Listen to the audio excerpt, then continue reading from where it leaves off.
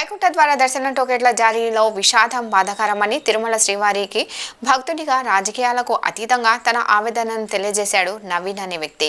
ఈ సందర్భంగా ఆయన మాట్లాడుతూ భక్తుల రద్దీని అంచనా వేయడంలో టీటీడీ పూర్తిగా విఫలం చెందిందని, శ్రీవారి వైకుంఠ దర్శన అడిగితే ఏకంగా 6గురిని శాశ్వతంగా వైకుంఠానికే పంపించేస్తారా అని మండిపడ్డారు. అలిపిరి శ్రీవారి మెట్ల నడక మార్గాలలో నడిచి వెళ్లే భక్తులకు వైకుంఠ ద్వార దర్శనం టోకెన్లు అనుమతించి ఉంటే తిరుపతిలోని 9 టోకెన్ల మంజూరు సెంటర్ల వద్ద భక్తుల రద్దీ తగ్గేదని, తొక్కిసలాటకు ఆస్కారం లేకుండా ఉండేదని, అలా చేయకపోవడం టీటీడీ వైఫల్యమని అన్నారు. ఏపీ సీఎం కుప్పం పర్యటనలో బందోబస్తు కోసం 3 రోజులు నిద్రాహారాలు లేక అలసిపోయిన అనేక మంది పోలీసులని తిరిగి టోకెన్ కేంద్రాల వద్ద డ్యూటీలు వేయడం ఉధృతంగా వచ్చిన జనాన్ని కంట్రోల్ చేయలేకపోయారని అన్నారు.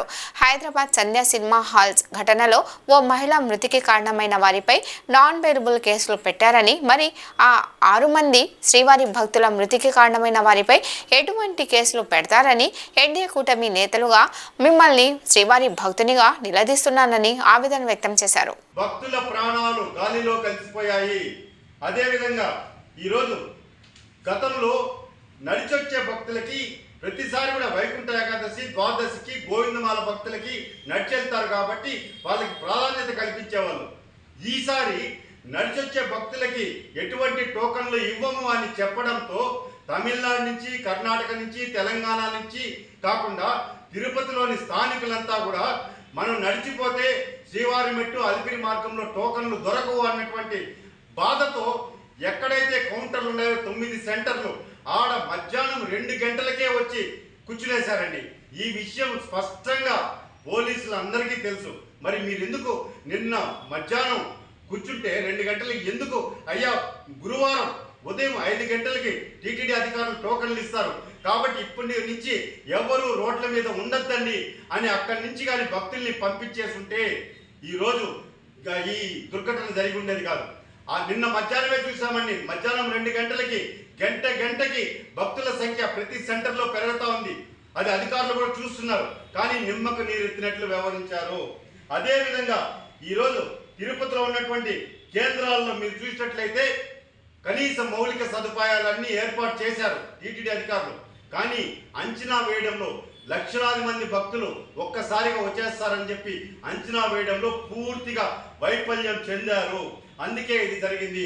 అదే కాకుండా ఇంకొక ముఖ్యమైనటువంటి విషయం, నిన్నటి వరకు రాష్ట్ర ముఖ్యమంత్రి చంద్రబాబు నాయుడు గారు కుప్పం పర్యటనలో భాగంగా 3 రోజులు అక్కడ ఉన్నారండి. ప్రజా సంక్షేమ కార్యక్రమాల్లో నిమగ్నమై సీఎం గారికి బందోబస్తు కోసం ఇక్కడ ఉన్నటువంటి పోలీసు యంత్రాంగం అంతా కూడా 3 రోజులు అక్కడ శ్రమించింది.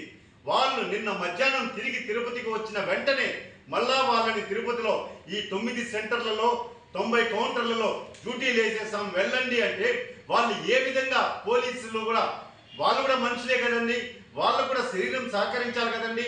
వాళ్ళు నిస్సహాయ స్థితిలో అయిపోయి ఎక్కడ కూర్చునే వాళ్ళు అక్కడే ఉండిపోయారు. ఉన్నతాధికారులు మాత్రం అంతా మానిటరింగ్ చేస్తున్నామని చెప్పి వాళ్ళు తప్పించుకునేశారు. ఈరోజు కొండపైన ఎక్కువ మంది సిబ్బందిని పైకి పంపించేశారు. ఆల్రెడీ కొండపైన టీటీడీ ఉంది, విజిలెన్స్ ఉంది, పోలీస్ ఉంది, ఆక్టోపస్ ఉంది, అన్ని కేంద్ర బలగాలన్నీ ఉన్నాయి. మరి బలమైనటువంటి ఎక్కువ బలగాల్ని ఇక్కడ మీరు తిరుపతిలో మోహరించింటే ఈ ప్రమాదం జరిగి ఉండేదానికి ఆస్కారమే లేదు.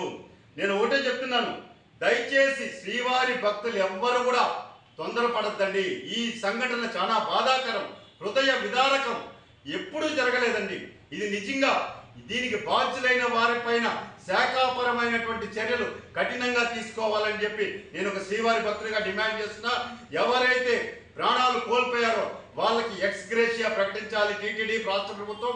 అదేవిధంగా ఎవరైతే క్షతగాత్రులయ్యారో వాళ్ళకి సంపూర్ణ వైద్యం అందించి కోలుకునేలా చర్యలు చేపట్టాలని చెప్పని నేను డిమాండ్ చేస్తున్నాను. ఈరోజు ఏకాదశి, ద్వాదశి ఈ 2 రోజులకి ఖచ్చితంగా భక్తులు పోటెత్తుతారని తెలుసండి. మీరు 10 రోజులు పెట్టినా 20 రోజులు పెట్టినా ప్రజలకు ఒకే మైండ్ సెట్, ఏకాదశి ద్వాదశి రోజు మనం దర్శనం చేసుకోవాలనేది. కాబట్టి మీరు నడిచి వెళ్లే భక్తులకి కానీ శ్రీవారి మెట్టు అలిపిరి మార్గంలో కానీ టోకన్లు ఇచ్చి ఉంటే ఈ పరిస్థితి వచ్చేదే కాదు. ఇప్పుడు ఈ సంఘటనకంతా ఎవరిని బాధ్యులు చేస్తారు? నేను ఒకటే శ్రీవారి భక్తులుగా డిమాండ్ చేస్తున్నా, హైదరాబాద్లో ఒక థియేటర్లో ఒక సంఘటన జరిగితే వాళ్ళందరినీ కూడా నాన్ బెయిలబుల్ కేసులు పెట్టి అరెస్ట్ చేశారు. మరి ఈరోజు 6 మంది చనిపోయారు. అమాయక శ్రీవారి భక్తులకు కుటుంబాలకి ఎవరు భరోసా ఇస్తారు? ఎవరి మీద శాఖాపరమైనటువంటి చర్యలు తీసుకుంటారని చెప్పని ఈరోజు కోట్లాది మంది హిందువులు భక్తులంతా కూడా ప్రశ్నిస్తున్నారు. మమ్మల్ని అంతా కూడా అడుగుతున్నారు, ఎందుకు మీరు మౌనంగా ఉంటున్నారని చెప్పి. నేను ఒకటే చెప్తున్నా, రాజకీయాలతో పని లేదు, రాజకీయాలు అవసరం లేదు. శ్రీవారి భక్తుడిగా, స్థానికుడిగా, వెంకటేశ్వర స్వామి భక్తులు చనిపోయిన దానికి నా ప్రగాఢ సానుభూతిని, వాళ్ళ కుటుంబానికి మనోధైర్యాన్ని కల్పించాలని చెప్పని వారికి సపర్యలు అన్నీ కూడా